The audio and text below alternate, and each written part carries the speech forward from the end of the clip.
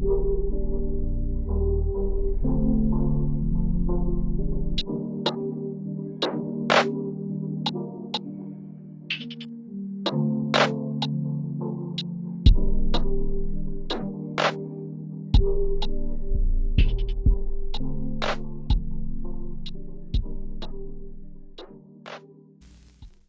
you get a chance to watch that Elks versus Stampeders game last night? Yeah, I did. Yeah, I know. What was it, like 6-9? It was a pretty low-scoring game. 6-9? Yeah, 6-9. Nice. Okay, if that's how we're gonna start off this podcast, it's gonna be a pretty good one.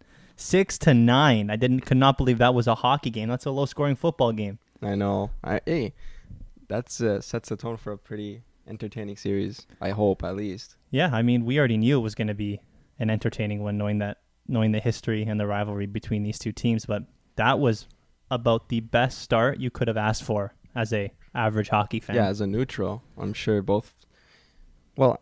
Calgary fans felt pretty good, at least I don't know, 80% of that game. But as a neutral, that's just exactly what you want to see.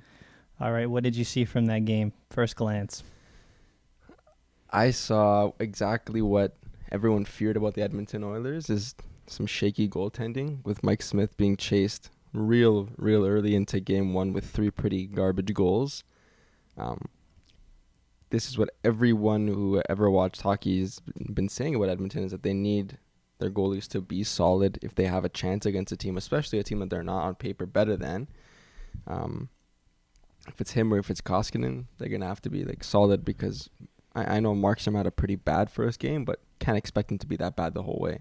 No, yeah, you hit the nail on the head. Like, first and foremost, what in the heck did I watch last night? Most goals in a playoff game since 92-93, despite all those crazy matchups and how high goal scoring was back in the day, like you've talked about a million times. I mean, this is the second most goals in the first game of a playoff series ever. And to think that it happened in 21-22 when scoring is down overall, I understand it's been up this year, but compared to the 90s, it's down. Yeah, in the 80s and 90s, it was really, really high. Yeah, I mean, like I said, a low-scoring football game. Coming into this second round, we talked about it time and time again. Like you said, the two things the Oilers need to have a chance against the Calgary Flames is stellar goaltending, and Connor McDavid has to continue going off. I mean, we got one of the two last night. He had a 4-point night. He was still so good, yeah. What is that, 7 multi-point games now in 8 playoff games? I was listening to the radio earlier today on Thursday. So through the first 8 games of the playoffs, he has, I believe, 18 points. It's insane. That's best for fourth all time. Wow. And only behind Gretzky twice and Lemieux. Gretzky twice. That's funny. That just shows how good this guy is. Yeah, I mean, okay, going on to the second one. I mean, Mike Smith, like you said, you hit the nail on the head last episode. Mike Smith can come out, be Andre Vasilevsky, and then come out and be Garrett Sparks the next day. Yeah. I don't understand. Last series he had like a 930. He comes into game 1 and gives up his first 2 goals on 2 shots. Yeah, those were. It's the way he looked like he was playing baseball. He was swinging at the puck those first couple, but that's just the way he is. But next game, and they announced that he's going to start, he might be a literal brick wall. Like, you just don't know. I think he'll have to be. I mean, one of the biggest takeaways I took from that game is exactly what Jay Woodcroft said in the post-game conference. He said, when you score 6 5-on-5 goals against Calgary, it needs to be enough to win. Markstrom will never play like this again. Yeah, he was terrible. Bad. The biggest opportunity they had to beat Markstrom on an off night was last night. They lost that opportunity. Stealing a game in Calgary would have been huge for that team. For sure, it would have been huge. And another thing that this game showed me is the whole narrative around Edmonton was sometimes when they win a game, they got to win 6-5. But you just got beaten 9-6. Like, that showed that the Flames can go punch for punch with them when the game does get out of hand offensively. But I have a feeling we're not going to see many more of those. We'll probably just see Calgary play a real tight game moving forward, and that doesn't favor Edmonton, especially when they could have had one of these high-scoring wins on the road. Exactly. You talk about a 6-9 loss. The expected goals in this game for Edmonton were 2.2, and for Calgary were 4.8. Jeez. What does that tell me? That tells me that it was obviously poor goaltending. It was me and you in that. Yeah. Yeah, I mean, what blew my mind is that I think I counted 4 or 5 goals last night that went off of a goalie before going into the net. I think the 2 goals Zach Hyman scored, almost virtually the same, wrapping around the net, came off Markstrom's glove and then finished top right. But it was terrible goals we have never seen from Jacob Markstrom, and we're never going to see again. Something of note is that Mike Smith in his last 5 games against Calgary, not including last night, goes 1-4 with a 5.22 goals against and an 8.52 save percentage. Something about this team he doesn't match up well against, and if he does not give that team a chance in the net, they have no shot. Like I said last series against LA, is that if they had good goaltending, they were going to win. Now they need good goaltending to have a chance. Yeah. And I wonder if a little bit of that shakiness against Calgary is the fact that he played for them right before playing for Edmonton. Maybe some of these guys just know where he's weak. I mean, some of those goals anybody should be stopping, but I don't know. Maybe that's something to consider moving forward if he continues to have some pretty bad games. Yeah, very true. I mean, continuing on about Calgary's off night, I mean, even Daryl Sutter said last night, and Jay Woodcroft, there was nothing positive that you take away from these games other than the fact that they got the win somehow. Giving up 6 goals, you get the win. What's crazy is that last night, every single Flame had a positive Corsi 4 and every Oiler had a negative 1. It seems like Edmonton, like you said, is going to have to win games 6-5, which just is not sustainable considering that, as Sutter said, they're going to be looking for some shutdown D in the rest of the series. Yeah, that team's going to be, I expect them to be pretty tight moving forward. Yeah. Very tight. But and there's some, like they've been that way all series. I was doing a little bit of research before the series started, which now kind of seems out of date because I was thinking, well, how can Calgary actually go about shutting down McDavid? The answer in my head was Michael Backlund, who has had a bit of a rivalry against McDavid since he came into the league. It didn't actually count as a fight, but it's the closest McDavid's ever been to a fight. It was with him. And among forward lines that played at least 200 minutes together in the regular season, Mangiapane, Backlund, and Coleman had the 5th best goals against per 60. So they're pretty good on defense. Lo and behold, McDavid goes and puts up 4 points when that was probably the matchup the whole time. So, not the best looking game one, but if they're going to be playing a tighter game, I'm looking at that line to be the one, at least at home, to do some of the business there. That line was without a doubt the best line they had last night. First and foremost, like you said, and as Nick said a couple episodes ago, is like shutting down Connor McDavid means letting him get his 2-3 points and limiting him as much as you can off the score sheet. He's shown he's putting up multi-point games like it's nothing this year, and he's going to continue doing that. A 3-point night isn't terrible. 4-point night isn't terrible, considering they gave up 6. Second off, Blake Coleman scored a goal last night, his first of the playoffs, finally, long overdue, as he said, after. And Mangiapane, I think, had the highest expected goals for out of anyone on that team at 1.2, which is weird because Tkachuk had a hat trick. Yeah. Yeah, that line off the puck was very good at both ends of the ice. The last thing that I'll say is that Edmonton did not score a single power play goal last night, which is pretty weird considering they had the best power play percentage in the playoffs in the NHL all year. Like, do you know anything about why that power play was so bad? It might have just been an off night for them.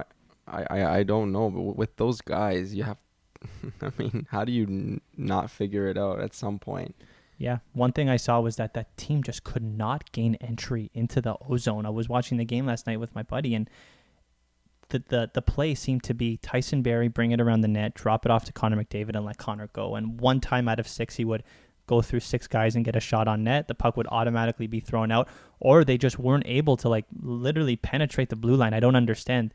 Calgary's PK was unbelievable last night, and if they can hold them to no power play goals or even 1 a game, they're going to win the series with ease. That's really true. Getting I'm surprised you said Jay Woodcroft talked about getting 6 even strength goals. Like I wonder how many times that's happened ever in the playoffs. That's a lot of even strength goals. You need your power play to come through, and if they can't, they're in some serious trouble. Here's one last thing I want to talk about before we move on. It got chippy last night. Did you see what Matt Tkachuk said to Evander Kane? Did you call him like broke or something? He bankrupt or something? He said to him, "Do you want money?" Twice. One in the one in the box, and one when they were fighting. And from an objective standpoint, that's a hilarious. That's amazing. I'm sure Kane in the back of his head thinking, "Yeah, I would love a little bit of money right now." Yeah. One thing about Evander Kane, he made some dumb decisions last night. I remember, they were down by a goal in the third period. Connor McDavid takes a beautiful drawn penalty because Shillington knocked him over because he beat him wide so hard. And Evander Kane, after the whistle, goes into the scrum and takes a penalty. He got so lucky there was an offsetting penalty. Yeah. But can you imagine he takes that dumb penalty and now they're 4-on-4 instead of 5-on-4? I mean, some of the decisions that guy makes blows my mind, but I guess if you score 40 goals, you know the player that he is, you take that. Yeah, and I mean, he was probably a little bit too emotionally involved. That he and Lucic got into it after Lucic laid McDavid out, which is what you're supposed to do. I guess when David gets hit, someone's got to get in there. But if he gets sort of roped into getting into these little chippy matches with Tkachuk and with Lucic after the whistle, and that starts to become his main focus, that's a big concern for the Oilers, because if this series gets chippy, I'm taking Calgary in 4. Like, honestly, it's that big of a strength for them and that big of a weakness, I think, for the Oilers. So in saying that, I know we have the benefit of the first game to guide us, but I don't know how much my prediction would have changed. I think the Flames take this one. I'm going to say they take it in 6 on the road in Edmonton. Yeah, I think 6-2. My opinion was going to change last night if Edmonton won that first game, but yeah, now that they look like they're going to win 2 at home. I mean, they steal 1 on the road. It's Calgary in 6. Yeah. So Battle of Alberta, moving to a Battle of Florida now for the second year in a row. I don't understand why there's so much disrespect towards the Lightning in just analyst circles saying, "Oh, I think Florida takes this one." No disrespect to Florida. Even betting, like Vegas had the Lightning as underdogs going into the series. A pretty heavy one. How is it like the regular? We know the regular season matters a little bit, but with Tampa, it shouldn't matter at all. They're Tampa. Why do you think there's this narrative about Tampa maybe not being able to get it done? Yeah, number one, like you said, I think Vegas and analysts heavily overweight the regular season, which is kind of weird considering time and time again, we have seen President's Trophy winners get knocked out in the first round. We saw it with Florida a bunch of times. Colorado last year did not fare well in the Western Conference Finals, if I remember that correctly. And I think, Florida last year and Washington a bunch of times was getting kicked out in the first round. I don't know how many times it's going to take for analysts to realize that a playoff team that is built to win the playoffs is not necessarily a team that puts up 120 points in the regular season. Second, I mean, I think there is some validity to thinking that Tampa might run out of gas, considering that they've played more hockey than any team in the last 2 years. Yeah, that's fair. Yeah, that's fair. And then the last one I got is, it's kind of ironic that I'm saying this considering their forward depth, but they lost a lot of depth last year with that whole third line leaving. What was it? Gord, Coleman, and Barclay Goodrow. Yeah. I mean, maybe those 3 things lead to it, but if I am a betting man, I am taking Tampa to win this series, even before they won this first game. Yeah, I completely agree. And maybe Braden Point's injury plays into that. It probably should, but they just show in game 1 that like they are so resilient. Whatever you throw at them, an injury to their best player. Apparently Kucherov was playing sick the whole first round. No kidding, he was invisible. And then come back this game, he walks Aaron Ekblad to set up Corey Perry for probably the nicest goal so far this playoffs. Yeah, played sick in a different way in that second round. Yeah, he was nasty. And then they I don't know. They just show. I think this game was a great example of why they've been so good. They go down early, but they come back, and they won by committee. It wasn't even. We talked about this when they played the Leafs. We didn't really notice. Now we know why Kucherov wasn't noticeable because he was sick. But even Stammer didn't really look that noticeable. Braden Point was there. He scored a Game 6 OT winner, but he didn't stand out. Well, here we go in Game 1. The players with the highest expected goals for them were Perry, Ross Colton, and Hagel. So they get contributions from these guys lower in the lineup, and it matters, especially when your big boys aren't maybe playing every game. Yeah, and then when the big boys start playing, it's going to be a blowout. Game over. We finally saw Kucherov wake up in that second game, and even before he scored those 2 goals, the broadcast hit the nail on the head. They were saying Kucherov's got his legs tonight. The guy on and off the puck was unbelievable. You just know when watching games and you see guys flying, getting into corners, making things happen, being chippy, that a goal is coming, and Kucherov exploded on that 2-on-1 on that power play. I don't know if it was a power play. It might have been. That dummy that he made on Ekblad was beautiful, and that open net pass to Corey Perry, wow, and then follows it up with that beautiful power play goal. Mm-hmm. If they get a goal from him a game, it's going to be tough for Florida to win, especially considering how bad Florida's special teams are in this power. Have they not scored a power play goal somehow? 0% in 21 opportunities. Tampa is 10 times the team. Florida is 5-on-5. I don't care what anybody says. For sure they are. The only way that Florida wins is by scoring on the power play. And if you're not going to do that, please, for goodness sake, stop that power play. You know they are the worst penalty kill percentage left in the playoffs right now. Are they really? Yeah, things do not look good. So their special teams is just bad everywhere. Yeah, it's bad. I don't know, but they had one of the best power plays in the regular season. But then to go dry like that is something else. Could you imagine if that was Toronto? Yeah. Oh, there would be. I mean, we're already out, so there's no, can't get worse. But could you imagine we went through round one without a playoff goal? There would be madness in the streets. Yeah, I mean, especially in the playoffs. I mean, we don't have to say this, everybody knows, but there is just no space 5-on-5. It is so tough to come by a goal 5-on-5, which means that when you get the chance on that power play, you need to capitalize. And when you go down on the power play and on the penalty kill, you need to stop the bleeding. When you have a combination of a terrible power play and a terrible penalty kill, I mean, you leave yourself open to late third period comebacks, which is exactly what we saw last night. And we see what Tampa does on the other side to teams going into the third period with a lead. That's what just about to mention, that because Florida has been a comeback machine all regular season. Even in the playoffs, they had a couple of huge comebacks against the Caps to take that series. But you can't rely on that as a strength when you're playing against this team, really any team, but especially Tampa, because you just said third period comes and Tampa has a lead. Good luck. Yeah, and you can't rely on that if it's a team that's squeaked into the playoffs, because teams practices going into the playoffs, going into the third period, they are playing a 1-3-1 or a 2-2-1. There's nothing going through the neutral zone. We'll block every single shot that comes to the net, and it's going to look like terrible hockey, chipping pucks off the glass, getting it out into the neutral zone. Gets the job done. Right, and that's what we're seeing. Florida cannot rely on the catching up game, and I mean, from what I saw in game one and from what I know these Tampa Bay Lightning to do, I mean, this might be premature. I think this is a beating. Tampa in 5. Tampa in 5. Wow. I think the Panthers probably get a couple. I could see this honestly going 7 just because there's a rivalry. And yeah.